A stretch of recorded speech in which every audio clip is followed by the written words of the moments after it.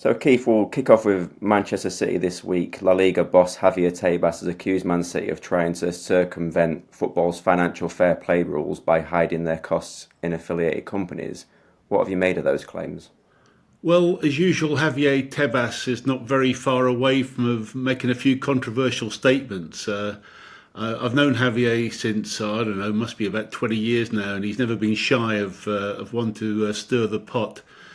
Look, certainly the idea that Man City, and the reason that he's talking about reporting them to the EU is because of obviously the European competitions that they play in.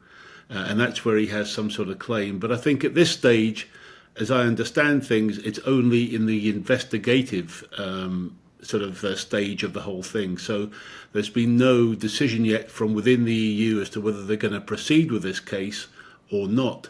But Javier, as usual, is throwing around things like it's what happened with the Enron case, of course, Enron being one of the biggest scandals of all time.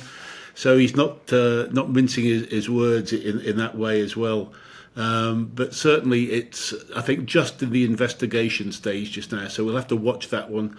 And whether the EU are prepared to take it to that level, we're going to have to wait and see. But it's by no means a done deal in terms of it going forward.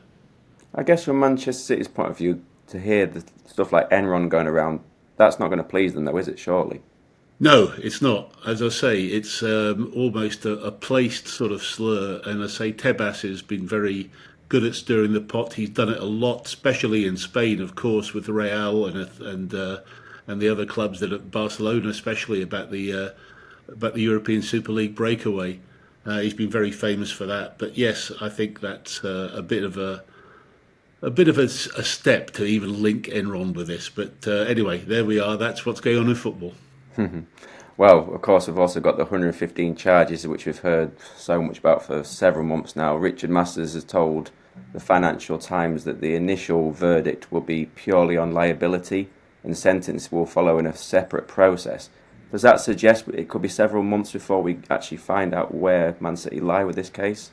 Yes, absolutely. I mean, look, as Richard has said, to decide, to announce where the liability is going to lie, whether it's there or not with Man City, is going to leave everybody guessing as to what's going to go on in the second phase. And because this is such a complex case with so many charges, so much evidence, the whole thing, it is going to take a few months. I really expected some sort of decision, and that's what it seems to be about the liability, will be around about before Easter. Hopefully, and then after that, probably be the end of the season, I think, before we're going to start to see things in terms of any particular sort of sanctions, depending, of course, on where the liability lies. It's still such a fascinating case. What's been interesting is there have been very few leaks about this. Normally there'd be some sort of leak or some sort of an idea, but it's been very well guarded so far. So I think that's good. I wish my sources could give me more, but at the moment, I'm afraid no real leads for us to go on just yet. That's a shame, but we'll see what happens in the next couple of months or so. Elsewhere, in terms of the Premier League, they've threatened to leave the Professional Football Negotiating and Consultative Committee after a legal threat from the PFA about the maybe future financial rules coming in. Is that a difficult situation for the Premier League to manage, but also come out on top of, given that Man City and Man United have backed the PFA in recent weeks? Yeah, look, James, there's a really big picture around this whole story about the role of players in the game. And look, we all know that's where most of the money goes in terms of the Premier League. It's 85% of most clubs' wages are going into the star players, and we know they're making astronomical amounts of money as well. The whole PFA position, though, is about things like anchoring, which was going to be the new way that they were going to try and do the media revenue split in the Premier League, which they say would be almost like a restraint of earnings and setting limits like a wage cap, which they've been vehemently against. Now, the ultimate situation here is that we get into potentially a strike situation with players. Now, we've had strikes in the States with the NBA and I think the NFL from memory. So there have been precedents where the situation has gone that far. At present, though, I think the PFA should think about this because the PFA itself is not funded really by the players.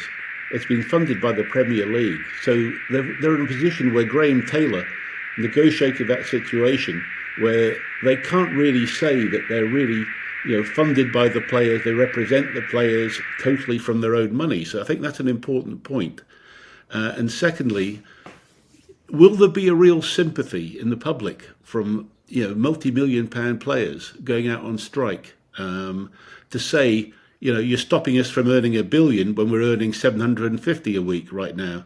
It's really not going to be in the court of public opinion, in my sense, a really good, strong position for them. So I think the Premier League are really calling the PFA's bluff in many ways. Now, having said that I don't think the PFA's situation is that strong. I do believe it's time for everybody to really consider how the players should be sitting at the table of football and making those decisions going forward. Things like the calendar, the overplaying. I get all those points and it's very important.